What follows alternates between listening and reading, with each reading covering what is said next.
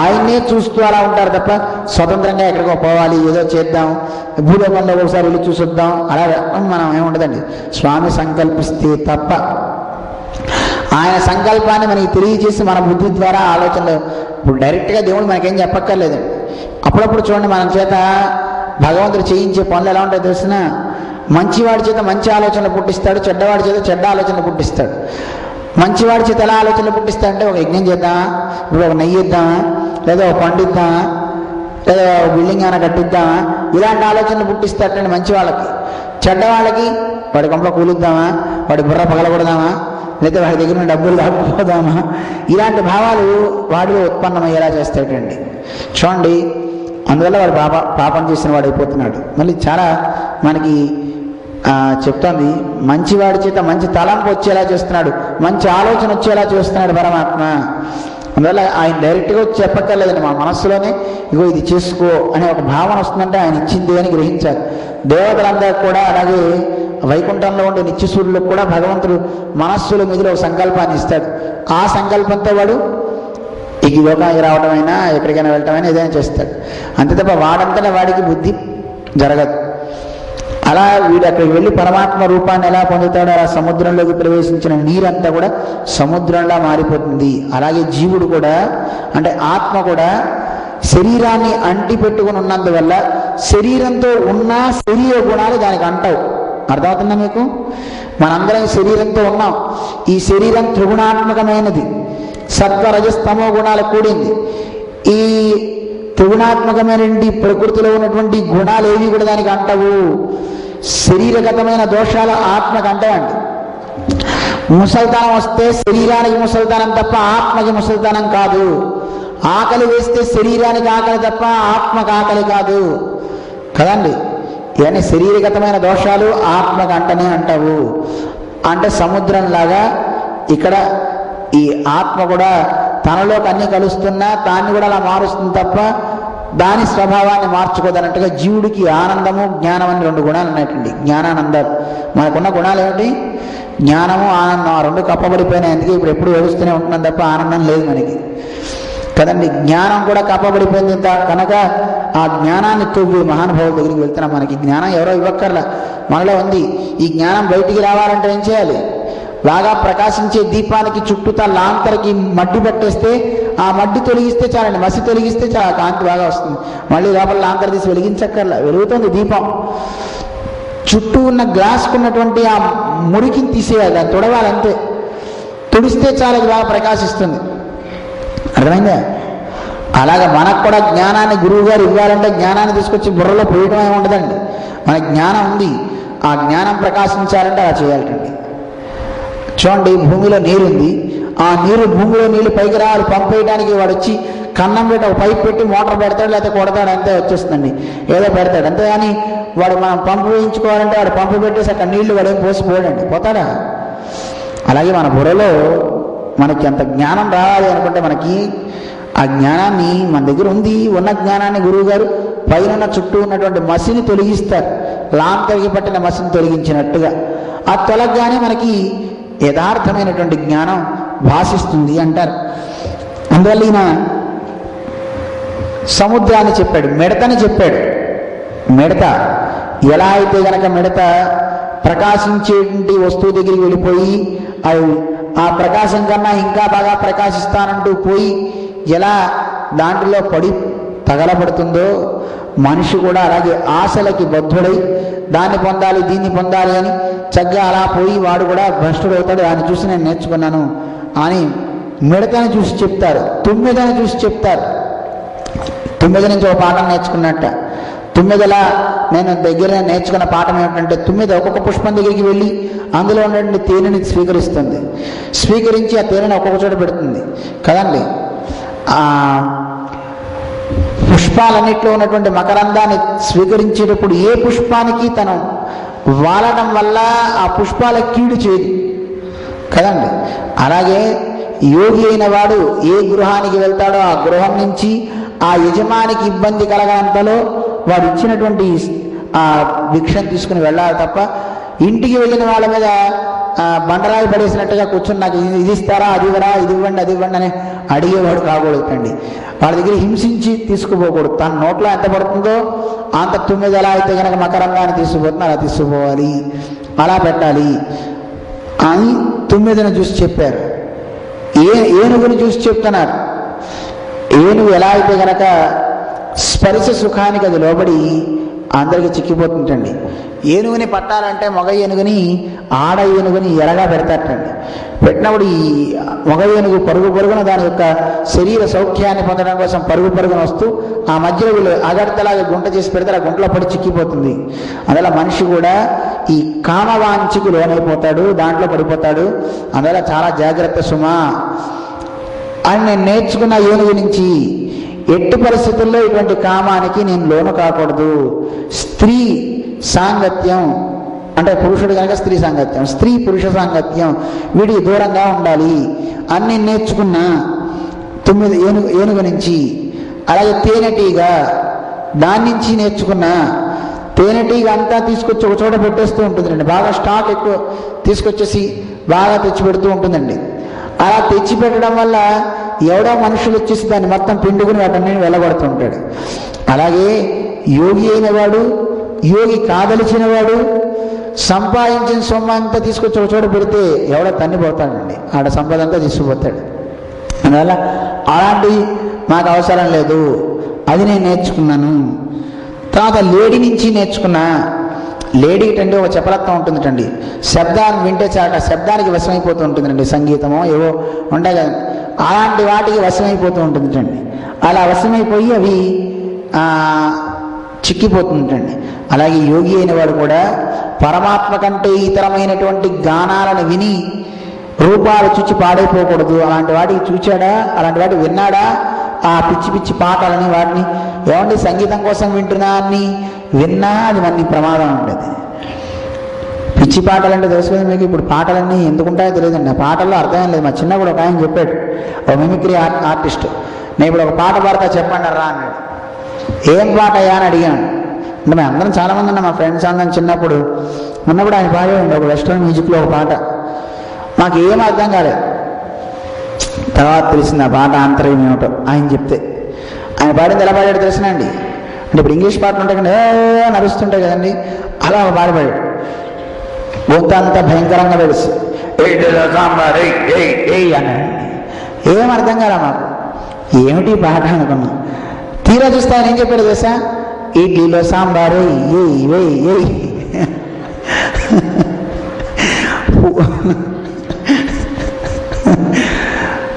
పెసరట్లో ఉప్మా వెయ్యి అన్నాడు. ఇదే గొంతు మార్చి మాట్లాడితే అస్సలు తెలుసుకోలేకపోయాను. ఇప్పుడు పాటలన్నీ సినిమాలు అలాగే ఉన్నాయండి. ఎందుకు పాడతారో తెలియదు, ఎందుకు వింటామో అని తెలియదు.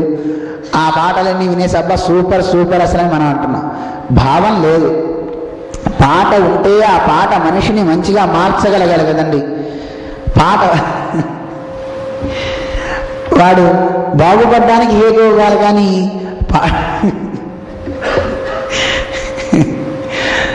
పాడైపోవడానికి హేతువు కాకూడదు. ఆయన చాలా పెద్ద పాట పాడాడండి, మీరు చిన్నది చెప్తా అంతే. అంత పెద్ద పాట పడితే ఇదేదో అమెరికన్ పాట ఏమో ఇంగ్లీష్ పాట మాకేం తెలియదు అనుకున్నాం మేము చిన్నప్పుడు. ఇంకా ఇలాంటి పాటలు వినడం వల్ల ఈ పాటల యొక్క చపలత్వంలో పడిపోతే లేడీలాగా మనిషి కూడా పతనం అవ్వాల్సి వస్తుంది. అందువల్ల నేను చూశాను, నేను తెలుసుకున్నా. తాబేలు నుంచి నేను కొన్ని పాఠాలు నేర్చుకున్నా. తాబేలు ఏం చేస్తుందో తెలిసిన, అది సంచరిస్తూ శత్రువు రాగానే తన లోపలికి మొత్తం అంతా తీసేసుకుంటూ ఉంటుంది ఏ జంతువు వచ్చినా. అలాగే మనిషి కూడా ఏదన్నా ఇంద్రియాల యొక్క చాంచల్యం కలుగుతుంది, ఈ కామం కానీ ఇది కానీ ఉద్రేకం దాని మీద ప్రభావం చూపుతుందన్నప్పుడు ఆ కూర్మోంగానీవ సర్వశః అని మన గీతలో స్వామి చెప్పినట్టుగా ఇంద్రియాలన్నింటినీ కూడా తను చక్కగా లోపలికి స్వాధీనంలోకి తెచ్చుకోవాలి. యోగి అయినటువంటి వాడు ఎట్టి పరిస్థితుల్లో ఇంద్రియాలకి లోబడద్దు చెప్తున్నాను.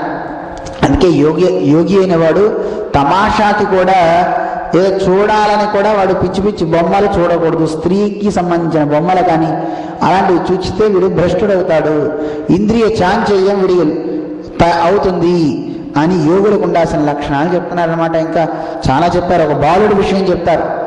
లోకంలో అందరికంటే గొప్పవాడు ఎవరంటే బాలుడు అండి. ఆ బాలుడికి ఏం తెలియదండి, వాడికి చక్కగా పరమాత్మ తప్ప, అంటే వాడికి ఏదో దివ్యానందం పొందుతూ ఉంటాడు, హాయిగా ఉంటాడు, వాడికి ఏ దోషం చేయని వాడు బాలుడు. అలా ఆ బాలుడిని చూసి నేను నేర్చుకున్నాను. తర్వాత లఘుముఖ పెట్టటండి, ఆ పెట్ట నుంచి నేర్చుకున్నట్టండి ఆయన. ఏం నేర్చుకున్నా అంటే ఈ పెట్టట మాంసాహారాన్ని తెచ్చేసుకుని చక్కగా బోళ్ళని తెచ్చుకుని అన్ని చోట్ల పెట్టేసుకుని లోపల పెట్టుకుని ఆ రోజంతా తిరిగి రాత్రికి వచ్చి తిందామని పగలంతా సంపాదించింది అక్కడ పెట్టిందిటండి. పెట్టిన తర్వాత ఇది గూట్లోకి వచ్చి తిందాం అనుకునే సమయంలో పెద్ద పెద్ద రాబందులు అన్నీ వచ్చేసి దీన్ని పొడిచి దీన్ని బయటికి గెంటేసి ఆ మాంసం ముక్కలన్నీ తినేట. ఆ తర్వాత నుంచి ఏ రాబందు దాని దగ్గర పడలేదండి, ఎందుకంటే దాని దగ్గర స్టాక్ మొత్తం అయిపోయింది కదండి. అంటే దీన్ని చూసి నేను ఏం నేర్చుకున్నానో తెలుసిన, ఈ రోజు నుంచి నేను కూడా రేపటికి ఎల్లుండికి చూడను. యోగి అయినటువంటి వాడు ఏ రోజుకి ఆ రోజు భిక్ష చూసుకోవాలి తప్ప, ఇదంతా స్వామీజీ మీకేనేమో అనుకోకండి, మనందరికీ అది. అంటే బాగుపడాలనుకున్న వాడంతా చేయాల్సిన పనులు ఇవి అని చెప్పినారు. అంటే ఎక్కువగా ఇప్పుడు చూడండి, ఒక సంవత్సరం వరకు పెట్టుకోవడం పర్వాలేదు, కానీ వందలకి లక్షల సంవత్సరాలు మన ముత్తాతలు వాళ్ళు మన పిల్లలు, ఇంకా మనం వరుసలు మనం చెప్పలేము కానివ్వండి, మనవడు మునిమనవుడు, మునిమనవుడికి మునిమనవుడు, మునిమనవుడికి మునిమనవుడు, ఇలా వాళ్ళ వరకు ఆస్తులు సంపాదించేసుకుని, అమ్మో ఎంత దారుణం ఉంటుంది. కొంతవరకు పర్వాలేదు, ఆశ బాగా ఉంటే వాడు లోకానికి దాసుడు అవ్వాల్సి వస్తుంటండి. ఆశ లేని వాడికి లోకం దాసోహం అవుతుంటండి. అర్థమైందా మీకు? ఆశ ఉందా, లోకం అందరికీ నువ్వు దాస్యం చేయాలి, ప్రతి వాడిని పొగడాలి, అక్కర్లేకపోయినా అబ్బా నువ్వు ఎంత మంచోడు, ఇంద్రుడివి చంద్రుడివి, వాడు మంచోడు కాకపోయినా పొగడాలి. అదే నువ్వు ఆశకి లోపట్టలేదా లోకం అంతా నిన్ను పొగుడుతుంది అని మనకి శాస్త్రం చెప్తాను అనమాట. అందులో నేను ఇది చూశాను. ఒక కుమారిక నుంచి, ఒక ఆడపిల్ల నుంచి నేను చూశాను అన్నట్టండి. ఆడపిల్ల నుంచి ఒక విద్య నేర్చుకున్నట్ట. ఏం నేర్చుకున్నాడు ఆయన? ఇంటికి బంధువులంతా వచ్చారట. అప్పుడు అమ్మా నాన్న ఇంట్లో లేరు. ఈ అమ్మాయి పెళ్లి చూపుల కన్నా ఎవరో పెద్దవాళ్ళంతా వచ్చారు. వచ్చినప్పుడు మరి అన్నం పెట్టాలంటే బియ్యం నిండుకున్నాయి. అలాంటి సమయంలో ఈవిడ ధాన్యాన్ని తీసి దంచుతోంది. దంచే సమయంలో చేతికి గాజులు బాగా ఉన్నాయటండి. ఆ గాజులు బాగా ఉన్నప్పుడు కొట్టి తింటే సౌండ్ వినపడితే పూటకి తినడానికి బియ్యం కూడా లేని వాళ్ళు అనుకుంటారని ఈ అమ్మాయి నిదానంగా గాజులన్నీ తీసి ఈ చేతికి ఒక గాజు, ఈ చేతికి ఒక గాజు మాత్రం పెట్టుకుని, ఒక గాజు మాత్రం చేతికి ఉంచుకొని కొట్టిందిటండి. ఆవిడ నుంచి నేను ఒక విద్య నేర్చుకున్నా. ఏమిటండి విద్య? దీని నుంచి ఏం నేర్చుకున్నా అండి? యోగి అయిన వాడు, యోగి కాదలచిన వాడు అందరితో కలిసి ఎప్పుడు పెడతాడంటే పిచ్చాపాటి మాట్లాడే మాటలు మాట్లాడితే అనర్థం. అంటే ఎక్కువ మంది కలిసి కూర్చుంటే ఏమొస్తాయండి? మంచి మాటలు వస్తాయా? పాడు మాటలే వస్తాయండి. ఎప్పుడు చూసినా కలహాలు వస్తాయండి. అందుకే ఊటినే కూర్చుని అందరితో మాట్లాడితే ఒకరికొకరు తగాదాలు అవుతాయి తప్ప వేరేది ఏం అవ్వదండి. అందుకే ఎవరి పని వాడు చేసుకోవాలి. ఎప్పుడైనా బాగున్నా అంటే బాగున్నా, సంతోషం బాగున్నా మాట్లాడడం వేరు. అందుకే యోగి అయిన వాడు ఏకాంతుడై చక్కగా తన భగవద్ధ్యానిష్ఠుడై ఉండాలి తప్ప అక్కర్లేని మాటలు మాట్లాడకూడదని ఆ బాలికను చూసి నేను నేర్చుకున్నా. అంటే ఏకాంతంగా ఒకతే ఉంటే ఏ గోడ లేదు కదండి, గాజు. అదే అన్ని గాజులు ఉంటే కొడుతుంటే టప్ టప్ టప్ టప్ ఏదో సౌండ్ అవుతుంటుంది కదండి. ఈ శబ్దం వల్ల మళ్ళీ వాళ్ళు ఎవరో అనుకుంటారు. అలాగే ఎక్కువ సంఘం ఉంటే ఆ సంఘం వల్ల అనేక రకాల భ్రష్టత్వం అవుతుంది అని నేను తెలుసుకున్నాను. బాణాలు వేసేవాడిని చూసి నేర్చుకున్నా. బాణాలు వేసేవాడు దేని మీద లక్ష్యం పెడతాడో ఆ లక్ష్యం మీద వాడికి గురి ఉంటుందండి, మిగతా తప్పదండి. అందువల్ల నేను కూడా నాకు లక్ష్యం పరమాత్మ కనుక ఆ పరమాత్మ ఏంది లక్ష్యాన్ని పెట్టుకున్నా. శాస్త్రం మనకి చెప్తోంది. ప్రణవోధను, ఓంకారం ధనస్సుటండి. శరోహ్యాత్మ, ఆ ధనస్సులో ఉండేటువంటి బాణం పుల్ల మనంటండి. బాణం ఎక్కడికి వెళ్ళాలి? బ్రహ్మతల్లక్ష్యముచ్యతే. బ్రహ్మ పరబ్రహ్మ అయినటువంటి ఆ పరమాత్మే మనందరికీ లక్ష్యం. అప్రమత్తేన వేత్తవ్యం. మనకి ఉపనిషత్తు చెప్తాను, జాగ్రత్తగా వేసుమా, ఎలా పడితే అలా బాణం వేయడానికి వీల్లేదు. అంటే ఈ జీవుణ్ణి మనం సంధించి, అంటే మనకి లక్ష్యం పరమాత్మ తప్ప మిగతావి కావండి. చిన్నప్పుడు అన్నప్రాసం చేసేటప్పుడు పిల్లవాడికి చూడండి చుట్టూ అన్నీ పెడతారు, భగవద్గీత పెడతారు, డబ్బులు పెడతారు, కత్తి పెడతారు, ఏవో నానా రకాల చెత్త అక్కడ పెడతారు. దేవుడి బొమ్మ రాసి మాత్రం మనం చూడం. ఈ పెట్టి మా వాడు ఏది పట్టుకుంటాడు, అరే ఇదో నా కరెన్సీ, దీన్ని పట్టుకోరా దీన్ని పట్టుకోరా అంటే మన వాడు అటువైపు లపుతాడు. వాడికి దేని మీద మక్కువ ఉంటే దాని మీద చేయి వేస్తాడు. వాడి కర్మని బట్టి ఉంటుందండి కదండి. అలాగే పరమాత్మ కూడా ఈ ప్రకృతిలో అన్నీ పెట్టాడు, అన్నిట్లో తానున్నా విడిగా మళ్ళీ తానున్నాడు. నీకు ఏది కావాలో చెప్పు, నన్ను చూస్తావా, మిగతా వాటిని పొందుతావా? మనం కూడా భోగరాలసమై మిగతావి పొందుతున్నాం, కానీ తన్ని పొందట్లేదు. మనం తనను వదిలేసి మిగతావి పట్టుకుంటున్నాం. ఆ మిగతా పట్టుకునేటప్పుడు మనకి సంసార లోకంలో ఉన్న వాళ్ళంతా పిలుస్తారు, రే దా ఇగో అమ్మాయిని పెళ్లి చేసుకో అంటూ మన వాళ్ళ బుర్రలో దించేస్తారండి. సంసారంలో వీడు పడుతున్నాడు కష్టాలు చాలదండి, దిగ్గురుని మళ్ళీ మిగతా వాళ్ళందరూ పెళ్లి చేస్తారు. వద్దని నేను అన్ను, ఊరికే చేసుకోవాలి తప్పదు, సృష్టి జరగాలి కదండి. అదే కాదు, వీడు పుట్టి అనుభవించే కష్టాలు కాక పిల్లవాడు పుట్టగానే వీడు అందరికీ స్వీట్స్ పంచుకొని పండగ చేస్తాడండి. ఆ పుట్టినవాడు ఏడుస్తాడు, అయ్యో నేను అనవసరంగా పుట్టానే అని. అబ్బో చీకన్నా అంటుండేవాడు, పోరా కన్నా లేదు గిన్నా లేదు దున్నా అంటావు. వాడు పిల్లవాడు ఎంత ఏడుస్తాడండి. ఎందుకు ఏడుస్తాడో తెలిసిన పిల్లవాడు, మీరు మా అబ్బాయి అని మీరు వాడితో ఆనందంగా ఆడుతుంటే నాన్న లేదు గిన్నా లేదు పో అని వాడికి పుట్టిన కొన్ని రోజుల వరకు వాడికి జ్ఞానం ఉంటుందండి. తల్లి గర్భంలో ఉన్నప్పుడు వాడికి మొన్న చెప్పుకున్న భాగవతంలో జ్ఞానం ఇస్తాడు భగవంతుడు. ఎన్ని జన్మలు ఎత్తాడు, ఎన్ని జన్మల్లో వాడు అనుభవించాడు అన్నీ తెలుస్తాయి. తల్లి గర్భంలో ఉన్నప్పుడు బయట మనం ఇప్పుడు కనుక చూడండి, మన పక్కన ఎవడన్నా మలమూత్ర విసర్జన ఒకసారి చేసేవంటే ఆ వాసన తట్టుకోలేక వాడిని అసహ్యించుకుని తిడతామే, అలాంటి ఏవగింపు అన్ని జ్ఞానాలు పరమాత్మ ఇస్తాట, అసహ్యం అన్నీ ఇస్తాటండి. ఆ కడుపులో ఉండి మలమూత్రాల తొట్టులోనా, ఈ నెత్తురు చీము దీంట్లోనా నేను ఉండేది, అయ్యయ్యో నా వల్ల కాదు నేను బయటికి పోతా, హే భగవాన్ నాకొద్దు, ఎక్కడ రిమోట్ అని చూస్తాటండి. మన దేవుడు మరి 9 మాసాలు గడవాలి కదండి కడుపులో ఉంటే, అందుకే మనకు టీవీ అలవాటు చేస్తాడండి. చక్కగా 70mm లేదా ఐమాక్స్ థియేటర్ అమ్మ కడుపులో పెట్టేస్తాడు. ఎన్ని జన్మలు ఎత్తా అన్ని జన్మలు చూపిస్తుంటాడు. ఆ జన్మ పరంపరలో తలుచుకుని రోదన చేస్తూ ఇక నేను ఉండను ఈ గర్భంలో. అందుకే చాలా గర్భిణీ స్త్రీలలో గర్భం ఒకసారి స్రావం అయిపోతుంటుంది, అబార్షన్లా అయిపోతుంటుంది, చూడండి జారిపోతుంటుంది. అవసరం ఎందుకని, వాడు తట్టుకోలేక అక్కడి నుంచి పరమాత్మను అనుగ్రహం పొందేసి వాడికి అంతవరకు అనుకోండి బాధ, అక్కడితో వాడు పోయి మళ్ళీ ఇంకో జన్మ ఎత్తుంటాడు, ఇంకో గర్భంలో ప్రవేశిస్తుంటాడు. ఇలా వాడి చేత బయటికి రాకుండా ఈ గర్భంలోనే ఉంచుతూ వాడికి ఒక నరకాన్ని చూపిస్తాడండి. అదో నరకం అండి, అమ్మ కడుపులో ఉంటే ఒక నరకం. మనం బయటకు వచ్చిన మనం అంతా అనుకుంటే అబ్బో మా అబ్బాయి వస్తున్నాడు, వాడికి అది పెట్టాలి ఇది పెట్టాలి, ఈ పేరు పెట్టాలి ఆ పేరు పెట్టాలి, వాడికి ఏ పేరు వద్దనిపిస్తుందండి. అసలు ఈ లోకంకే రావద్దనిపిస్తుందండి, ఈ లోకంలో ఉండాలని అనిపించదుటండి. కానీ అందుకే పుట్టినప్పుడు రోదన చేస్తూనే ఉంటాడు. మనవాడు ఉంటుంది రోదన బలం, బాలుడు ఏడిస్తే బలం అంటారు, ఇంకా ఏడిపిస్తుంటారు మనవాడు. వాడు ఏడిచేది దీనికోసం కాదు, ఏడిచేది అయ్యో పరమాత్మను పొందలేక నేను ఇక్కడికి వచ్చి మళ్ళీ పడ్డానే, మళ్ళీ తప్పులు చేస్తానే ఈ లోకంలో, మళ్ళీ తప్పులు చేస్తే మళ్ళీ అనుభవించాలి అని బాధపడుతూ ఉంటాడు. హే భగవాన్ నాకు జ్ఞానం ఇవ్వంటాడు. కానీ ఈ ప్రకృతిలో ఉన్నటువంటి శఠ అని ఒక వాయువు వచ్చి కమ్మేస్తుంది. శఠ అంటే అజ్ఞానం. ఎప్పుడైతే అది కమ్మిందో మళ్ళీ నాన్న అంటాడు, అమ్మ అంటాడు, భార్య అంటాడు, అంతా మళ్ళీ మామూలే. ఇది పెద్ద ఇంద్రాన్ని మనకి తెలుస్తోంది. తెలిసినా మళ్ళీ చూడండి మనకి అంత వాటి మీద మనకి అదే ప్రకృతి భగవంతుడు వేసిన మాయ చూడండి ఎంత అద్భుతమైన మాయ.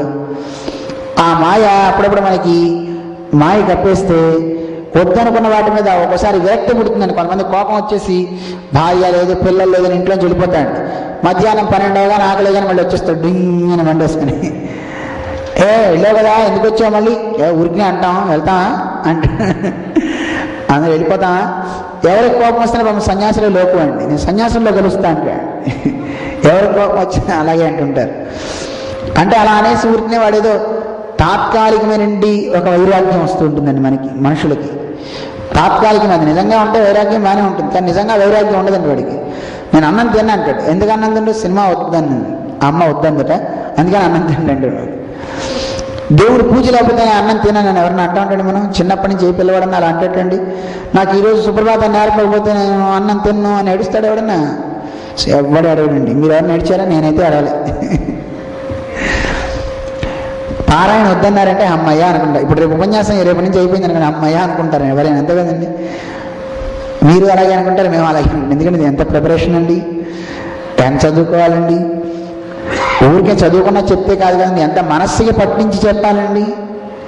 అంటే మాకు ఇది దైవంతో సమానం. అయితే చెప్పకుండా ఉండలేని స్థితి కనుక చక్కగా పరమాత్మ గురించి చెప్పుకుంటూ వెళ్తాం. కానీ వినటం కూడా మీకు అదే ప్రవృత్తి. మీకు కూడా చక్కగా వినకుండా ఉండలేక మీరు రోజు వస్తున్నారు చూడండి, 21 రోజుల నుంచి. ఎంత గొప్పతనం అండి. చాలా చాలా సంతోషం. మీకు భగవంతుడు ఈ లోకంలోకి వచ్చిన మంచి జ్ఞానాన్ని మీకు ఇచ్చాడు. సామాన్యులు కాదు మీరు, భూమి మీద తిరిగే దేవతలు మీరంతా, నిజం. లేకపోతే ఈ లోకంలో ఉండి మామూలు ఈ భూమే మనిషికి అజ్ఞానాన్ని ఇచ్చేది. అలాంటి అజ్ఞానాన్ని ఇచ్చే ఈ భూమిలో ఉండి పరమాత్మని గురించి వినాలనుకుంటున్నారంటే సామాన్యులు కాదు. కుంపట్లో పుట్టిన తామరలు అంటారు మన ఆళ్వార్లు అంటారు. కుంపటిలో పుట్టిన తామర. ఇంత కుంపటి అంటే తెలుసా మీకు? ఓకే, ఎంతమందికి తెలుసు? అమ్మాయి అమెరికాలో వాళ్ళందరూ కుంపటి మర్చిపోలేదు. సంతోషం. అందువల్ల కుంపటిలో పుట్టిన తామర అంటుంటారండి. తామర పుష్పం కుంపట్లో అసలు వేడి తగిలితేనే పోతుంది కదండి. ఈ లోకం అలాంటిది. అలాంటి లోకంలో భగవత్ చింతన పరుడు ఎంత ఆనందంగా ఉందో తెలిసిన మాకు ఇక్కడ చూస్తుంటే. అందరూ అమెరికా భోగభూమి అది ఇది తిడతారు, కానీ ఇక్కడ ఎంత చిన్న. అప్పుడు చూడండి, ఎక్కడ చూసినా పిల్లలందరూ అన్ని విద్యల్లో ఉన్నారు. డ్యాన్స్ చేసే అమ్మాయి ఒక అమ్మాయి ఇక్కడ డ్యాన్స్ నేర్చుకుంది, వైలన్ నేర్చుకుంది. అటేమో ప్రజ్ఞ స్వామివారు చేసే కార్యక్రమాలకి ఆ పాప డ్యాన్స్ చేస్తూ వచ్చే ద్రవ్యాన్ని మొత్తాన్ని నేనేదో ఫండ్ అని క్రియేట్ చేసి బ్యాంక్ కాలేజీ, అదే మన నేత్రా కాలేజీకి ఇస్తాను. తనంటే ఆశ్చర్యం వేస్తున్నారు, ఎంత మంచి పిల్లలు ఇక్కడ ఉన్నారు, ఎంత దాన్ని ప్రోత్సహించే పెద్దలు ఎలా ఉన్నారు ఇక్కడ అని మాకు చాలా ఆశ్చర్యం కలుగుతుంది. ఇక్కడ ఎవరిని చూసినా పిల్లలు ఒక్కొక్కరు 2-3 విద్యల్లో ఉన్నారండి. అటు చదువుకుంటున్నారు, ఇటు సంగీతం ఉంది, ఇటు డ్యాన్స్ ఉంది, ఇటు వాయిద్యాలు ఉన్నాయి, మంచి సత్ప్రవర్తనతో ఉన్నారు. ఇది ఇంతకంటే గొప్పది ఏ దేశం అవుతుందని చెప్పండి. ఇలాంటి మంచి గుణాలు ఉంటాయి అంటే, ఇలాంటి మంచి గుణాలు కలిగిన మీలాంటి వ్యక్తులు ఎక్కడ ఉంటే అది మంచి దేశం అవుతుందండి. అయితే ఇలాంటి వ్యక్తులు మీరు ఇదివరకు లేరు కనుక ఈ దేశం మంచిది కాదు అనుకున్నారు. కానీ ఇలాంటి వ్యక్తులు వచ్చి ఇక్కడ ఇంత దేవతలంతా వచ్చారు, పరమాత్మ పెరుమాళ్ళు వచ్చారంటే ఇది కూడా కర్మభూమి అవుతుంది కదా. కర్మభూమి ఇక్కడ యజ్ఞాలు జరుగుతున్నాయి కదండి. ఇక్కడ అందరు తపస్సులు చేస్తున్నారు, జపం చేస్తున్నారు, అందరు రోజున ఇక్కడ ఆరాధన చేస్తున్నారు, సేవాకాలాలు చేస్తున్నారు. ఎక్కడ చూసినా ఎన్ని ఆలయాల్లో పవిత్రత, ఎక్కడ టికెట్ లేదు, చక్కగా పూజ చేయించుకుంటున్నాం, పెరుమాళ ప్రసాదాలు తీసుకోవటం, స్వార్థం లేకుండా చక్కగా సాగుతుందంటే పొల్యూట్ లేదండి ఆలయాల్లో. ఇక్కడ చూసాంగా, మేము వెళ్తున్న ఆలయాలు చూస్తున్నాం. మొన్న ఒక పెద్ద ఆలయాలకు తీసుకెళ్లారు వారు. ఎంత అందమైన ఆలయాలు, చక్కగా ఆరాధన జరుగుతున్నాయి, చక్కగా ఉన్నాయి. ఎవరికి ఏ స్వార్థం లేదు, చక్కగా అందరూ అన్ని కమ్యూనిటీ వాళ్ళు వచ్చి చక్కగా ఆరాధన చేసుకోవాలి. కాకపోతే అన్నింటినీ ఒక చోట పెడుతున్నారు. కానీ ఏం చేస్తారు, గుడి మన ఇండియాలో లాగా ఎవరికి వారికి ఒక్కొక్క గుడికి ఒక్కొక్క చోట పర్మిషన్ ఇవ్వరు కనుక అందరూ ఒక కాంప్లెక్స్లోనే పాపం మన సూపర్ బజార్లో అన్ని సామాన్లు సర్దుకున్నట్టుగా పాపం దేవతలు కూడా సర్దుకోవాల్సి వస్తుంది. పాపం వాళ్ళు ఏమనుకోవట్లే, ఏం చేస్తాను ఇద్దరు సర్దుకుందామని సర్దుకుంటున్నారు పాపం కదండి. సరే, ఏ తర్వాత మంచి ఎక్కడుంటే ఆ మంచిని అక్కడ నుంచి గ్రహించాలండి. ఏ చెడు ఉందో ఆ చెడుని కూడా మనం తీసుకోవాలి. చెడుని వదిలిపెట్టకూడదండి. చెడుని తీసుకుని నేను ఇలా ఉండకూడదు అనుకోవాలండి. ఇగో ఇతను ఇలా నష్టపోయాడు కదా, ఇప్పుడు కార్ డ్రైవింగ్ ఒకటి చేస్తూ బాగా వేగంగా వెళ్ళిపోయి యాక్సిడెంట్ అయి పాపం చాలా ఇబ్బందులు పడ్డాడు. వాడిని చూసి మనం నేర్చుకోవాలండి. అలా తోలాలని కాదండి, అలా తోలకూడదు. ఇలా వెళ్తే నాకు కూడా మడమలు విరుగును, కాళ్ళు విరుగును, కళ్ళు పోవును అని తెలియాలండి. ఇలా పోతే ప్రాణమే పోవును. అది నేర్చుకుంటే వీడు తోలడండి. కానీ ఇన్ని జరుగుతున్నా వీడు తోలుతున్నాడంటే వాడిని పట్టించుకోవట్లేదు కదండి. అందువల్ల ఇలాంటివి కూడా, చెడు కూడా మనం తీసుకుని అమ్మో వీడు ఇలా ఉండి చెడు ప్రవర్తన చేయడం వల్ల ఇలా దెబ్బతిన్నాడు కనుక మనం ఇలా ఉండొద్దు అని తెలుసుకోవాలి. అందుకే ఈయన అన్ని చేసుకుంటున్నాడు. పాముని చూసేటండి, సర్పాన్ని చూసి నేర్చుకున్నట్ట. పాముకి ఎక్కడ ఇల్లు ఉండదుటండి. ఎక్కడెక్కడ కన్నాలు కనపడితే ఆ కన్నాల్లో దూరిపోతూ ఉంటుంది. అదే దానికి ఇల్లు అనుకుంటుంది ఆ రోజు 4 రోజులు. మళ్ళీ అక్కడి నుంచి ఆ కన్నం పోయిందంటే మళ్ళీ ఇంకో కన్నం దగ్గరికి పోతుంది. ఎక్కడ కన్నం దొరికితే అక్కడ వెళ్తుంటుంది. అలాగే యోగి అయిన వాడికి ఇల్లు అవసరం లేదు, జగమే ఇల్లు. ఎవరింటికి ఎవరు పిలిస్తే నేను అంతే కదండి. ఇప్పుడు ఎవరినైనా పిలిచి ఇవ్వండి ఇక్కడ ఉన్నాడంటే ఆ ఉన్నాను ఇప్పుడు 21 రోజులు ఇక్కడ ఉంచారు. ఈ 21 రోజులు ఇదే మన ఆశ్రమం. 21 రోజులు అయిన తర్వాత కూడా మందే అనుకోండి. అందరి కోసం పెట్టింది స్వామివారు కనుక. ఎవరింటికన్నా పిలిచి అనుకున్నా ఉన్న 2 రోజులు ఆ ఇల్లు మాది. ఆ 2 రోజులు అయిన తర్వాత మళ్ళీ అక్కడి నుంచి వెళ్ళిపోతాం. మళ్ళీ ఎక్కడ వెళ్ళి జరిగితే ఎవరు రమ్మంటే ఆ ఇంటికి వెళ్తాం, అక్కడ దేవుడిని పూజ చేసుకుంటాం, మళ్ళీ అక్కడి నుంచి వెళ్తాం కదండి. అలాగే యోగి అయిన వాళ్ళు సర్పం వలె అనుసరించవలే అని నాకు తెలిసింది అని చెప్పేటండి. మేమంటే మమ్మల్ని పిలుస్తారు, రోజు వస్తామంటే ఎవరు పిలవరండి కదండి. మరి మీరంతా ఇంత సామాన్ కొట్టుకుపోవాలంటే ఎక్కడైపోతారు? చాలా కష్టం. అంటే ఇతను పాము దగ్గర నుంచి ఇలా నేర్చుకున్నట్ట. ఒక యోగిలాగా, యోగి అయిన వాడు ఇలా చేస్తాడు. వాడికి ఎక్కడ నివాసాలు అక్కర్లేదు, ఏ మఠమో ఏదో వెళ్తాడని నేను నేర్చుకున్నాను. విందా ముందు ఉరికినే వాడిని చూసి తెలుసుకుంటే సరిపోతుంది అని మనం. అలాగే సాలీడి నుంచి నేర్చుకున్నాడు, కందిరీగ నుంచి నేర్చుకున్నాడు. ఇలా వాటన్నిటి గురించి మీకు చెప్తారనుకోండి. అందువల్ల మనిషి బాగుపడాలి అనుకుంటే వీటికి లొంగకుండా ఉండాలి అని మోహితుడై వసుకాంక్ష వాహినిలో చిక్కి క్రూరవసుడౌ మనుజుండు అపోహ ఊహాపోహలెరుంగక దేహము నలంగగ చేయుదనీత దీనత నివుడన్. అంటే వీడు దీనతతో ఎప్పుడు కూడా ఇబ్బందులు పడతాట. దేనికి? మోహితుడై వసుకాంక్ష వాహినిలో చిక్కి, మోహం బాగా పెరిగిపోయి, వసు అంటే సంపద, ఆ సంపద యొక్క కోరికల్లో పడిపోయి వీడు ఆ ప్రవాహంలో, ధనవాంఛ అనేటువంటి ప్రవాహంలో చిక్కుకుపోతాటండి. చిక్కుకుపోయి అనేకమైన క్రూరమైన భావాలకు లొంగిపోయి మనిషి అనేక రకాలైన పనులు చేస్తుంటాడు. దీనివల్ల శరీరాన్ని పాడు చేసుకుంటాడు. ధనకాంక్ష బాగా పెరిగిపోతే శరీరం పోతుంది కదండి. ఉంటుందా శరీరం? ధనం బాగా ఉందంటే బంధువులు వస్తారు, శత్రువులు వస్తారు, అందరూ వస్తారండి. ఎవరో అక్కర్లేదు చంపడానికి రావడానికి, శరీరాన్ని పైకి పంపించడానికి. దగ్గరున్న బంధువులే వచ్చేసి వాళ్ళ ఐశ్వర్యాన్ని తీసేసుకోవడానికి ఏ మందు పెట్టేస్తారు అని ఇలా చాలా అందమైనటువంటి కథల విశేషాన్ని చెప్తాడనమాట. అందువల్ల శరీరాన్ని ఈ మోహం, ధనకాంక్ష మంచిది కాదని ఒక అందమైన కథ చెప్తారు. పింగళ అని ఒక ఆవిడ, ఒక వేశ్య.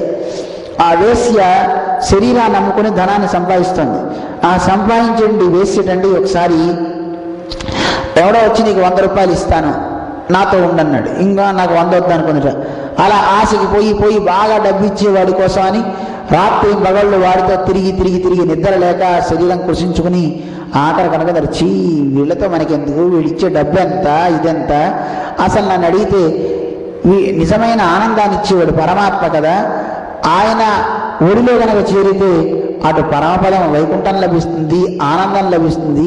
ఇంత కష్టపడి ఇంత మనం శరీరాన్ని కృషింప చేసుకునేది ఆ తుచ్చ మానవుడితో సంగమానికి, వాడిచ్చే ధనానికి ఎందుకు ఇది అని వదిలిపెట్టేసి పరమాత్మ యందు నిష్ఠతో ఆయన్నే ధ్యానిస్తూ శరీరాన్ని వదిలిందండి ఆవిడ అని కదా మనకి చెప్తున్నారు. అందువల్ల లోకంలో ఇలాంటి వాటి యందు మనకు అవసరం లేదు. దేహం ఎలాగూ నిత్యం కాదు, ఎప్పటికైనా దేహం పోవాల్సిందే. అలాంటి ఈ దేహాన్ని నిలుపుకోవడానికి ఎందుకు పాడు పనులు చేయాలి? మంచిగానే జీవిస్తా, నేను మంచిగానే ఉంటాను అని మోహాన్ని తెగ నరికేయాలి. అది నరకడానికి జ్ఞానం అనే ఖడ్గం తీసుకోమంటాడు పరమాత్మ గీతలో మనకి. ఈ వీటన్నిటిని నరకాలి అంటే ఎలా నరుకుతాయా? జ్ఞానం అనే ఖడ్గాన్ని తీసుకో అని గీతలో మనకి స్వామి చెప్తాడు. అలాగా ముళ్ళైనటువంటి వాళ్ళు, సిద్ధులైన వాళ్ళు అలా వాళ్ళంతా వాటిని నరికేసి మోహాన్ని నరికి జ్ఞానంతో మోక్ష సామ్రాజ్య లక్ష్మిని వాళ్ళు పొందుతారు అని ఇంకా చాలా అందమైనటువంటి కథల్ని చాలా చక్కగా చెప్తాడు. అటువంటి ఈ కథ ద్వారా అంటే లోకంలో మనిషి ప్రకృతిలో ఉన్నటువంటి ప్రతి అణువణువు నుంచి ఒక్కొక్క విద్యను నేర్చుకోవచ్చు అనే తత్వాన్ని మనకి నేర్పుతుంది. ఇలా కృష్ణుడు అతనికి ఉపదేశిస్తాడు. అలా ఉపదేశించిన తర్వాత కృష్ణ పరమాత్మ ద్వారక ఇక సముద్రంలో వారం రోజుల్లో మునిగిపోతుంది, ప్రళయం వస్తుంది అని కొన్ని అపశకునాలన్నీ కనపడుతున్నాయండి ద్వారకలో.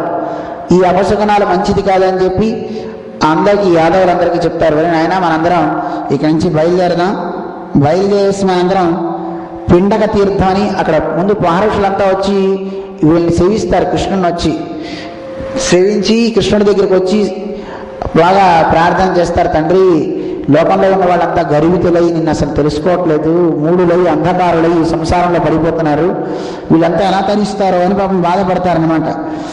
బాధపడినప్పుడు వాళ్ళంతా వెళ్ళిపోతారు. వెళ్ళిన తర్వాత వీళ్ళంతా అక్కడ కృష్ణుని యొక్క కుమారులు ప్రద్యుమ్నుడు, సాంబుడు మొదలైన వాళ్ళంతా ఈ మహర్షులంతా ఉన్న పిండక తీర్థం ఒక తీర్థం ఉందిటండి, ఆ పిండారక తీర్థం అని. ఆ తీర్థం దగ్గరికి వీళ్ళు కూడా వెళ్ళారు. వెళ్ళి మహర్షులంతా ఇక్కడ ఉన్నారా, వీళ్ళంతా దొంగ సమయంలో ఉన్నారు, అసలు వీళ్ళు ఏడిపిద్దాం, వినాశకాలే విపరీత బుద్ధి అని పెద్దల్ని విమర్శించడం వల్ల కలిగే నష్టం ఏమిటో మనకి ఇక్కడ కనపడుతుంది. ఇదంతా కృష్ణుడు మాయండి.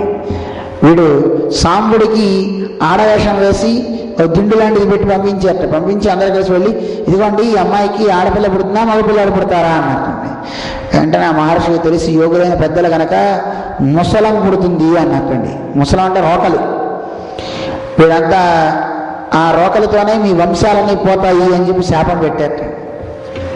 సరిగానే వీళ్ళంతా బయటకు వచ్చి చూడరా ఈ మనిషి అబద్ధం చెప్పాడని చీర మొత్తం తీస్తే లోపల నిజంగానే ఒక రోకలు ఉందిటండి, ముసలి. వీళ్ళు పెట్టుకుని దిండుకు బదులు అక్కడ పెట్టుకుని వాళ్ళని ఏడిపిద్దామని చేసిన దానికి వెంటనే ఏం చేయాలి? కృష్ణుడి దగ్గరికి వచ్చి శరణ వేరాడు. కృష్ణ భయంగా ఉంది మాకు, ఏమవుతుందని అడిగితే కృష్ణుడు చెప్పాట, మీ బుద్ధికి తగ్గట్టు ముని శాపం వ్యర్థం అవదు, మీరంతా అనుభవించండి అని చెప్పేసేటండి. సరే కాదని ప్రాధాన్యపడితే, సరే దీన్ని మీరు శుభ్రంగా అరగదీసేయండి, అరగదీసేసి సముద్రంలో కలిపేయండి అన్నట్టు. వీళ్ళంతా అరగదీశారు మొత్తం అంతా. చిన్న కొన దాన్ని మాత్రం అరగదీయడం కుదరలేదు. సరే అని దాన్ని సముద్రంలో పారేసేటండి. అది ఒక చేప తింటుంది.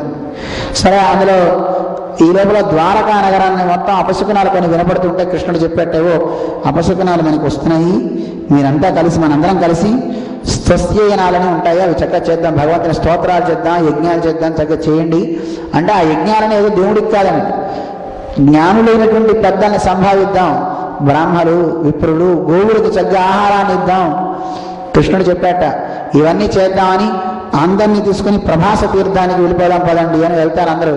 ఆయన వెళితే అక్కడికి పడవల్లో అందరూ వెళ్ళిన తర్వాత వీళ్ళు ఆ వ్రతాలు చేసిన తర్వాత వీళ్ళు అక్కడ మైరేక తీర్థం అని అంటే ఒక మందు, దాన్ని పుచ్చుకుంటారు. ఒకరికొకరు ఒళ్ళు మర్చిపోతుంది, నానా రకాలైన మాటలు మాట్లాడుకుని ముష్టిఘాతం చేసుకుంటూ ఒకరికొకరు కొట్టుకుంటుంటారు, గదలతో అన్నిటితో కొట్టుకుంటారు, అన్ని చూర్ణాలు అయిపోతాయి. అక్కడ కనపడినటువంటి ఒక గడ్డి పూసలు, ఈ ఏదైతే వీళ్ళు నీళ్ళల్లో అరగదీసి కలిపారో అవన్నీ అక్కడ పూసలై పెద్ద పెద్దవి అన్నాడ, వాటిని తీసి కొట్టుకోవడం మొదలుపెట్టేటండి. నిజానికి వాటితో కొట్టుకుంటే ఎవరు చావరు, కానీ అవే పరిగలు అయిపోయినట్టండి, ఇనప రాట్ల కన్నా గట్టిగా అయిపోయినట్టు ఆయుధాల్లా మారేటండి. వాటితో కొట్టుకుంటుంటే కృష్ణుడు చెప్పేటవరే ఆగండి రా వద్దురా అని అయితే కృష్ణుడి మీదకి వెళ్ళిపోయాటండి, బలరాముడి మీదకి. ఇక లాభం లేదని కృష్ణుడు కూడా అవి తీసుకుని ఒక్కొక్కని సంహరించి పారేస్తాడు కృష్ణుడు కూడా. అలా యదువంశం అంతా నాశనం అవుతుంది, కృష్ణుడు బలరాముడే మిగులుతారు.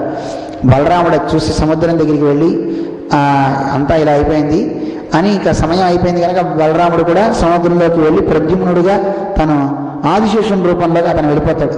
తన సోదరుడు కూడా వెళ్ళిపోయాడని కృష్ణ పరమాత్మ అలా వచ్చేసి ఒక అశ్వత్థ వృక్షం దగ్గర కూర్చొని అలా ఉన్నప్పుడు ఈ చేప మింగింది కదండి, అది ఇదివరకు ముక్క, ఆ ముక్క ఒకడికి దొరుకుతుంది.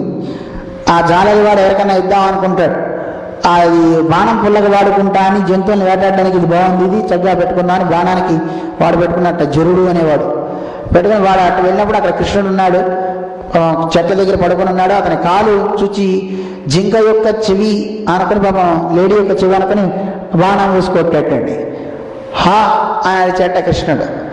అలాగానే కృష్ణుడు ఎవరికో తగిలిందని అక్కడ వెళ్ళి చూడగానే పరమాత్మ కృష్ణుడు అయ్యో స్వామి అపరాధం చేశాను, నేను అసలు మీరు అనుకోలేదు, నేను అలాంటిది మీకు ఇలా తగిలింది అని బాధపడతాడు. అతను బాధపడి కృష్ణుడు చెప్తాడు ఏమక్కర్లేదయ్యా, ఎవరు చేసుకున్న కర్మకి వాడు బాధ్యుడు తప్ప నువ్వు చేసింది ఏమిటి కనుక పర్వాలేదులే అని అంటాడు.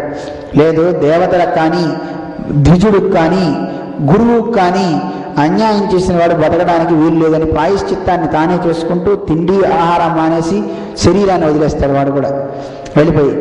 ఈ లోపల అక్కడ కృష్ణుని యొక్క రథసారథి ఉంటాడు దారకుడు అని, అతను వస్తాడు రథంలోంచి గౌరవచ్చి కృష్ణ అయ్యో ఇలా అయిపోయింది అని కళ్ళ వెంట నీరు పెట్టుకుంటాడు. శోకించడం కాదయ్యా, ఇక్కడ నువ్వు గౌరవ వెళ్ళు, ద్వారక నేను నిర్యాణం, నేను ఇక్కడి నుంచి వెళ్ళిపోతాను, శరీరాన్ని వదలడం కాదండి. మనమైతే శరీరాన్ని వదిలిపోతాం, కానీ కృష్ణుడు శరీరాన్ని తెచ్చుకున్నాడు, మళ్ళీ శరీరంతోనే వెళ్ళిపోతున్నాడు. అక్కడ వైకుంఠం నుంచి దిగాడు, అలాగే వెళ్ళిపోతున్నాడు. నేను వెళ్ళిపోగానే ద్వారక మొత్తం నీళ్ళల్లో కలిసిపోతుంది. మా తల్లి తండ్రికి అందరికీ చెప్పి వీళ్ళందరినీ కూడా కుశస్థలికి తీసుకొని వెళ్ళిపోవాలి, అర్జెంటుగా మీరు తీసుకువెళ్ళండి అని కృష్ణుడు చెప్తాడు. ఈ లోపల కృష్ణుడి యొక్క రథం, కృష్ణుడి యొక్క శంఖచక్రాలు, కృష్ణుని యొక్క ధనస్సు ఇవన్నీ కూడా ఎగిరిపోతాయండి ఆకాశంలోకి, ఒకసారి వెళ్ళిపోతాయి. అవన్నీ వైకుంఠానికి వెళ్ళిపోతున్నాయి, ఏ ఒక్కటి ఉండట్లేదండి. కృష్ణుడు వచ్చినటువంటి ఆయుధాలన్నీ వెళ్ళిపోతాయి. చూసి ఆశ్చర్యపోతారు, ఇదేమిటి ఇలా అయిపోయింది అని. కృష్ణుడు చెప్పిన తర్వాత ఆ మాట ఇతను తీసుకుని అందరికీ వాళ్ళకి విషయం చెప్తాడు. అర్జునుడు తెలుసుకుని చాలా బాధపడతాడు. కృష్ణుడికి కూడా ఇలా బాణం గుచ్చుకుని ఇతను కూడా శరీరాన్ని వదిలిపెడుతున్నాడని తెలుస్తుంది. అందరూ ఆశ్చర్యపోతారు. రుక్మిణి మొదలైన వాళ్ళంతా కూడా కృష్ణుడు శరీరాన్ని వదిలే సమయాన్ని ఇంకా ఉద్ధవుడితో చాలా విషయాలు చెప్తాడు అనుకోండి. అయిన తర్వాత ద్వారక మొత్తం మునిగిపోతుంది, ఒక్క కృష్ణ భవంతి తప్ప. ఇప్పటికీ కృష్ణ భవంతి చూడొచ్చు అని చెప్తుంటారు మన పెద్దలు. అక్కడ ద్వారక మేము వెళ్ళలేదు, మీరు ఎవరైనా వెళ్ళారా ద్వారక? ఎవరు లేరా? ఒకసారి అందరం వెళ్దామా? ఓకే, ఈసారి పెట్టుకుందాం, మనం అందరం వెళ్ళి చూసొద్దాం. నీళ్ళల్లో మునిగింది చూడొద్దు, బయట ఉన్నది చూసొద్దాం కదా. ఆ కృష్ణ భవంతి అక్కడ ఉంది, చూసి రావచ్చు. అటువంటి ఆ కృష్ణ భవంతి తప్ప మిగతా ఏవి లేవటండి. చాలామంది కృష్ణుడు శరీరం వదిలారని అందరూ కూడా, బలరాముని యొక్క భార్య వీళ్ళంతాను అగ్ని ప్రవేశం చేస్తారు. రుక్మిణి వీరంతా కూడా అగ్నిలో వారు కలిసి వైకుంఠానికి వెళ్ళిపోతారు. అర్జునుడు మిగతా వారందరికీ కూడా పిండ ప్రదానాలన్నీ చేసేసి, శరీరాన్ని వదిలిన వారందరికీ కూడా పిండ ప్రదానాలు చేసి అతను బయలుదేరి వెళ్ళి క్రమంగా వజ్రుడు అని వీళ్ళ వంశంలో ఒకడే మిగులుతాడు, వారికి పట్టాభిషేకం చేసేసి పాండవులు కూడా ఆఖరికి వెళ్ళిపోతారు. అందరూ ఎవరు ఉండరు, స్వర్గారోహణం చేస్తూ వాళ్ళు వెళ్ళిపోతారు. ఎవరు కూడా కృష్ణుడు లేని ఈ లోకంలో ఉండకూడదు. ఎందుకంటే కృష్ణుడు లేకపోతే అర్జునుడు కూడా పరాజయం చెందాలని మొదట్లో చెప్పుకున్నాం దీని గురించి మనం. ఇలా కృష్ణుడు అందరూ చూస్తూ ఉండగానే కృష్ణుడు అక్కడ నుంచి బయలుదేరుతున్నాడు.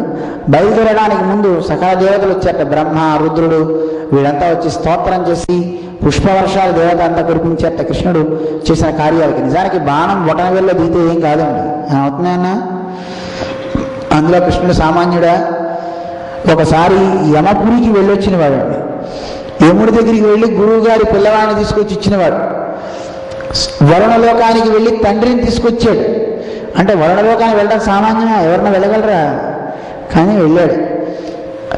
మనకి బాణాసుడితో యుద్ధం జరిగినప్పుడు రుద్రుడిని మృత్యువు కదండి ఆయన రుద్రుడు, అందరినీ తీసుకెళ్ళాడు. ఆ మృత్యువుకే మృత్యు అయ్యి నిలబడ్డటండి.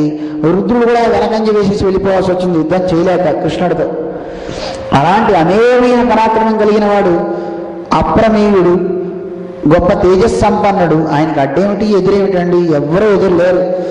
అలాంటి కృష్ణ పరమాత్మ తను ఇచ్చగించలేక చాలు భూభారాన్ని తగ్గించాం, ఇంకా వెళ్ళాలి అనుకున్నాడు కృష్ణుడు. అప్పుడు బ్రహ్మ, రుద్రుడు వీళ్ళంతా చాలా స్తోత్రం చేస్తారు. దేవతలందరితో వాళ్ళు రమ్మని పిలిచారట, స్వామి మీరే వచ్చి చేయాలి, ఈ భూభారాన్ని తగ్గించి ధర్మస్థాపన చేయాలి, మీరు తప్ప ఎవరు చేయలేరని దేవతలంతా ప్రాధేయపడితే కృష్ణుడు రావటం. కార్యం అయిపోగానే సశరీరంతో పైకి వెళ్ళిపోయాటండి స్వామి. కొన్ని కోటి సూర్యుల కాంతి ఎలా అయితే అక్కడ ఉంటుందో అంత కాంతితో అక్కడి నుంచి అక్కడే స్వామి అదృశ్యమయ్యాడు అని మనకి భాగవత పురాణం చెప్తోంది. శరీరాన్ని వదిలిపెట్టి ఎవరో దహనం చేసినట్టుగానో భూమిలో పాతి పెట్టినట్టుగానో మనకు కనపడదు. రామావతారం కూడా అంతే. రాముడు చివరిలో అవతారాన్ని ముగిస్తూ సరయూ నదిలోకి వెళ్ళిపోయాడు కదండి. మనకి ఇంతవరకు అక్కడ సరయూ నదిలోకి వెళ్ళిన తర్వాత ఆయనతో కూడా అందరూ వెనకాల వెళ్ళిపోయినట్టు మనకి కనపడుతుంది తప్ప రాముడు మామూలుగా శరీరాన్ని అక్కడ వదిలేసి ఎవరో భూమిలో పాతి పెట్టడమో లేదా దగ్ధం చేయటమో ఇలా లేదండి. అగ్ని సంస్కారాలు చేయాలి, మనలాంటి క్రియలు లేవు. అలా నది ద్వారా వెళ్ళిపోయాడు ఆయన. ఎందుకంటే ఆయన మానవుడిగా వచ్చాడు కనుక మానవ కృత్యం చేశాడు. ఈయన దైవంగా వచ్చాడు కనుక పుడుతూనే సింగచక్రాలతో తల్లికి చూపించాడు పీతాంబర దారై. అందుకని అలాగే ఆయన వెళ్ళిపోయాడండి. అలా వెళ్ళి వైకుంఠానికి వెళ్ళాడని ఇక్కడతో మనకి కథ పరిసమాప్తి అవుతుంది. ఏకాదశ స్కంధం మనకి. అటువంటి కృష్ణ నిర్యాణంతో కలియుగం ఆరంభం అవుతుంది. అంటే కలియుగంలో ముందే చెప్తారు ఉద్ధవుడికి, కలియుగంలో రాబోయే కలియుగం అసత్యపరులైన వాళ్ళు, జనాన్ని మోసగింపు చేసేవారు, దుర్బలులు, రోగగ్రస్తులు, ఇలాంటి వాళ్ళు ఎక్కువ పుడతారయ్యా. ఇలాంటి వాళ్ళు ఎక్కువ. ఎవరికి ఫలం చేజిక్కక ముందే ఫలం చిక్కిన వారు ఎవరే ఉంటారు. అంటే క్రతువు ఆరంభించినప్పుడే ఫలం ఏదో వచ్చేస్తుంది అనుకుంటాటండి, కానీ ఆ ఫలాన్ని పొందని వారే అవుతారు, కపటులు అవుతారు, మోసగారు అవుతారు అంటూ కృష్ణుడు ఇలా అన్నీ చెప్పుకుంటూ వస్తాడన్ని. అయితే ఉద్ధవ, నువ్వు చక్కగా వెళ్ళు, భగవంతుని యందు పరాయణుడు అవు, కామాన్ని వదిలిపెట్టు, భగవంతుడు తప్ప ఇంకోటి రక్షకం లేదని ఆశ్రయించు నన్ను అని బదరికాశ్రమం వెళ్ళి అక్కడ తపస్సు చెయ్యి, అక్కడ ఉండి కలియుగాంతం వరకు ఉండని చెప్పేటువంటి పరమాత్మ. అందుకే కలియుగాంతం వరకు ఉద్ధవుడు అక్కడ ఉంటాడు. అది స్వామి యొక్క శాసనం అన్నమాట, కృష్ణుని యొక్క శాసనం. అని అలా జరుగుతుంది. ఆ జరిగిన సందర్భంలోనే ఏకాదశ స్కందంలో ఎన్నో ధర్మాలు కృష్ణుడు ఉద్ధవుడికి చెప్తాడు. కుల ధర్మాలు, జాతి ధర్మాలు అన్నిటినీ వర్ణిస్తూ చక్కగా వెళ్తారనమాట. అంటే ప్రధానంగా మనం ఈ భూమి మీద ఉంటున్న వాళ్ళం కనుక ప్రకృతి నుంచి మనం ఏం తెలుసుకోవాలో అవి కూడా తెలుసుకోవాలని. తర్వాత ఆరాధనా పద్ధతి కూడా చెప్తాడు, ఆరాధన ఎలా చేసుకోవాలి, అణిమాది సిద్ధుల గురించి ఏమిటి, చాలా అందంగా ఉంటాయి. అయితే ఆ సిద్ధుల గురించి మనం తెలుసుకొని బుర్రపాటు చేసుకోవడం దేనికని, ఈ ప్రకృతిలో ఉండే ఈ మనకు కనపడే ప్రతినిత్యం కనపడే వస్తువుల నుంచి మనం తెలుసుకోవాల్సిన విజ్ఞానం ఏమిటి అనేది చెప్పుకుంటే బాగుంటుంది అని మనం ఇప్పుడు ఇతని సిద్ధ పురుషుని యొక్క సంవాదాన్ని మనం, అవధూత యొక్క సంవాదాన్ని మనం ఈ పూట తెలుసుకోవాలి అని మనం ఆరంభించుకున్నాం. మనందరికీ కూడా పరమాత్మ మంచి ప్రకృతిని తెలుసుకొని దాని మనసెరిగి పరమాత్మని పొందడానికి అనువైనటువంటి మార్గాన్ని ఆచార్యుల ద్వారా వసంగుగా కానీ అందరికీ మంగళాశాసనం చేసుకుంటూ రేపటి రోజున మనం ద్వాదశ స్కంధంతో మనం పరిపూర్ణం చేసుకుంటున్నాం శ్రీమద్ భాగవతాన్ని. రేపు కళ్యాణం, మనకి ఏకాదశి రేపు. ఏకాదశి సందర్భంగా స్వామికి మామూలుగా రుక్మిణీ కళ్యాణంతో మనం శాంతి చేసుకుంటాం. ఈ కార్యక్రమానికి పూర్ణత్వాన్ని మనం కల్పిస్తాం. ఎప్పుడైనా ఏ ఘట్టమైనా కళ్యాణాత్మకంగా ముగియాలి. అందుకని రేపు అసలు నిజానికి రుక్మిణీ కళ్యాణం చెప్పుకోనుకున్నాం, చివరిలో ఎందుకు లేని ముందు మధ్యలో చెప్పేసుకున్నాం. రేపు కళ్యాణాన్ని ప్రత్యక్షంగా మనం చూస్తాం. రేపు పెందరాడి మనం ప్రవచన కార్యక్రమం చేసుకుని 1 గంట ద్వాదశకందం, వెంటనే కళ్యాణానికి అప్పటికి 6:30, 7 దగ్గర నుంచి కళ్యాణం అటు ఆరంభిస్తూ ఉంటారు. విశ్వక్సేన పూజ, పుణ్యావచనం, రక్షాబంధనం వరకు చేస్తారు. తర్వాత మిగతా అన్ని యజ్ఞోపధారణ దగ్గర నుంచి ప్రవచనం అవగానే 1 గంట 9 దాకా మనం సేవిస్తాం. రేపు ఏకాదశి కనుక ఏకాదశి పూట మరి పెళ్లి భోజనం ఉండదు. మన స్వామి కూడా ముందు పెళ్లి చేసుకుని రిసెప్షన్ తర్వాత రోజు పెట్టుకుంటున్నాడు. రేపు పెళ్ళి ద్వాదశి రోజు రాత్రికి అన్నమాట అందరికీ. నిజానికి ద్వాదశి పగల పెట్టుకోవాలి భోజనాలు, కానీ ద్వాదశి పగల దేవుడికి అన్ని ఆరోగ్యం చేసేసుకుని కొన్ని ప్రసాదాలు సాయంత్రం చేసి అందరికీ ద్వాదశి భోజనాలు ఎల్లుండి ఉంటాయి. అంటే బుధవారం రోజున, మంగళవారమా రేపు, సోమవారం రేపు కళ్యాణం, మంగళవారం సాయంకాలం ద్వాదశి భోజనాలు మర్చిపోకండి. ద్వాదశి భోజనాలు చేయడం చాలా చాలా మంచిది. వస్తారా అందరూ? మీ బంధువులకి అందరికీ చెప్పి తీసుకురండి. చక్కగా వచ్చి దేవుడి భాగవత ప్రసాదాన్ని ఆ రూపంగా తీసుకుందాం. రేపు ఏకాదశి కనుక రేపు పెరుమాళకి మామూలు రవ్వ ప్రసాదం ఉంటుంది. అంటే నిజానికి ఆయన అన్నీ తినచ్చు, మనం తినకూడదు. ఆయనకి ఏకాదశి కాదు, మనకి ఏకాదశి. అందువల్ల మనం తినం అన్నమాట అన్నప్రసాదాలు. శ్రీయకాంతాయ కళ్యాణధయేర్ధనాం శ్రీవేంకట నివాసాయ శ్రీనివాసాయ మంగళం. మంగళం కోసలేంద్రాయ మహనీయ గుణాత్మనే చక్రవర్తి తనోజాయ సార్వభౌమాయ మంగళం. నీలాచలవాసాయ నిత్యాయ పరమాత్మనే సుభద్రా ప్రాణనాథాయ శ్రీజగన్నాథాయ మంగళం. కళాశాసనపరైః మదాచార్య పురోగమైః సర్వైశ్చ పూర్వైరాచార్యైః సత్కృతాయాస్తు మంగళం. జై శ్రీమన్నారాయణ. హరయే నమః, హరయే నమః, హరయే నమః. ఎక్కడ వారు అక్కడ కూర్చుంటే ఈరోజు పాపాయి వచ్చింది. మన పాప పేరేంటమ్మా? రసజ్ఞ. తను ఒక 2 పాటలకి ఈరోజు పెరుమాళ సన్నిధిలో నృత్యాన్ని చేయదలిచింది. ఒకసారి వాటిని సందర్శిద్దామనా? రెడీగా ఉన్నాయా? ఆ 2 చూసేసి మనం ప్రసాదం తీసుకుని వెళ్ళిపోదాం.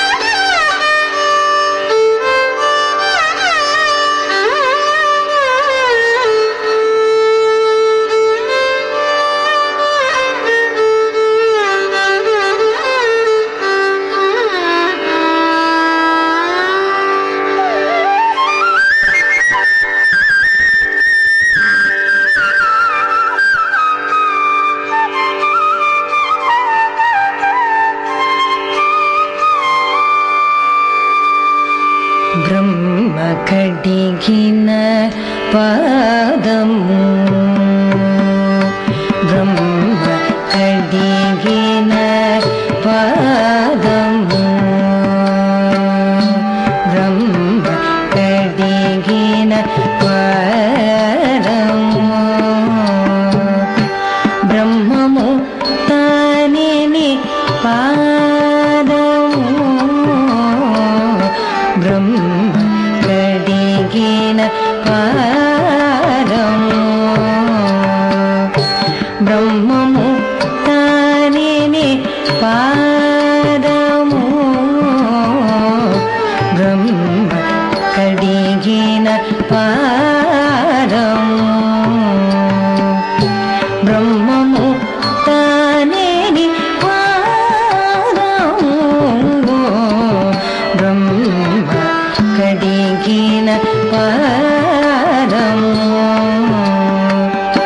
బ్రహ్మము తానిని పాదము బ్రహ్మ కడిగిన పాదము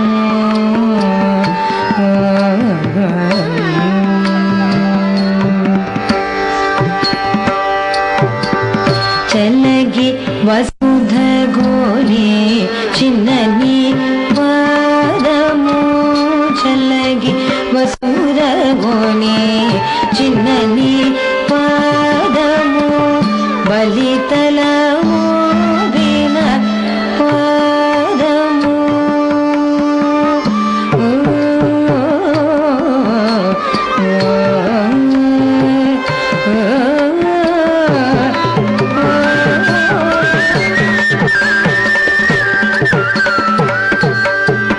బలితల ఊగిన పాదము తలగక గగనము తల్లిన పాదము తలగక గగనము తల్లిన పాదము బలరి పుగాచిన పాదము బలరి పూచిన పాదము బ్రహ్మ కడిగిన పాదము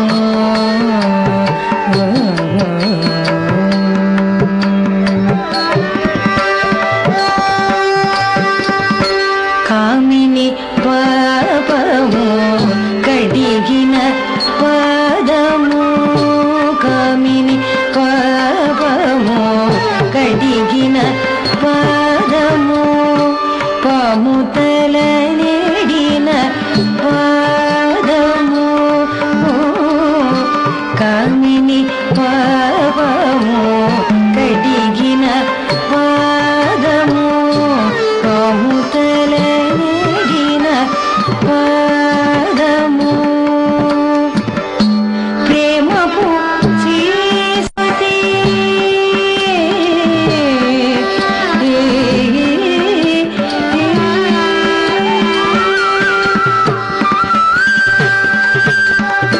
ప్రేమపు శ్రీసతి పిసగడి పాదము కామిడి తురగపు పాదము కామిడి తురగపు పాదము బ్రహ్మ కడిగిన పాదము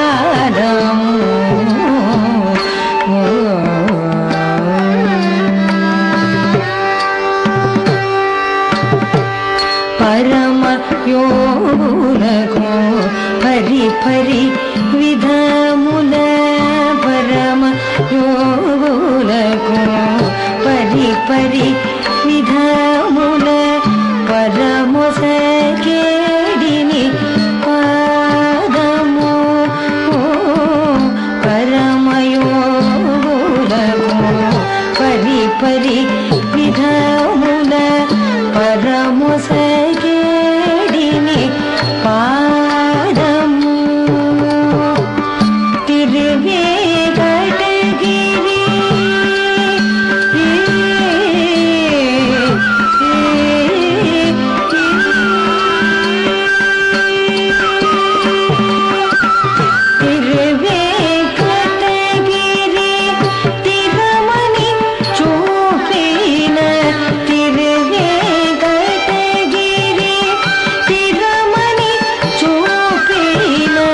పరమ పదముని పాదము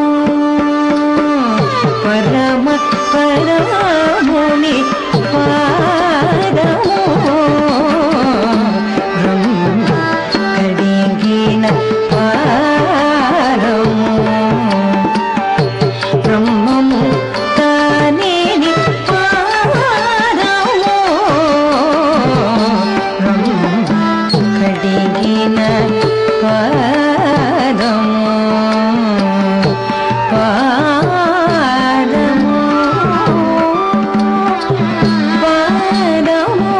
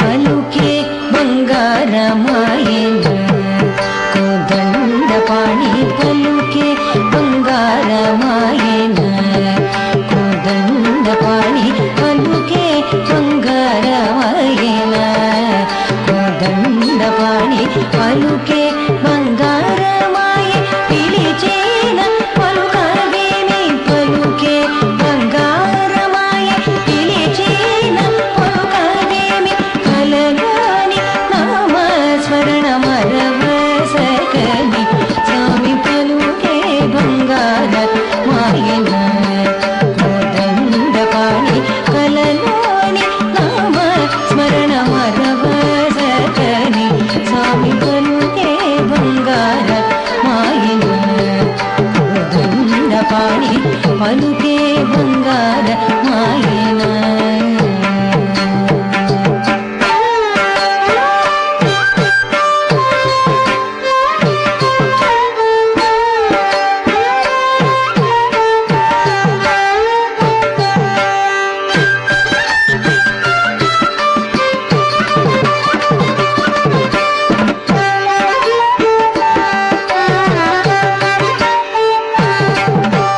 ఎంత వేడినా గాని ఉంటేనా దయరాదు ఎంత వేడినా గాని ఉంటేనా దయరాదు స్వంతము చేయ నేనెంతటి వాడను తండ్రి పలుకే బంగారమాయన కోదండపాణి పంతము చేయ నేనెంతటి వాడను తండ్రి పలు